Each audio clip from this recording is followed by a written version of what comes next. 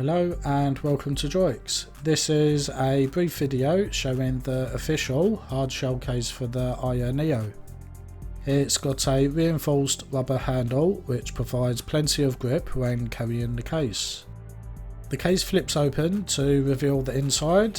There are 3 compartments where you can store cables and other items. The flap in the middle thoughtfully acts as a protection for both the back and screen of the AYA NEO to help prevent any scratches. It is secured with a Velcro tab. There's some additional storage space on top for small items such as micro SD cards or USB dongles. The lid can then be closed and zipped up, keeping everything secure. The case feels very high quality and tough. Some thought has gone into the design as there's plenty of storage space for accessories.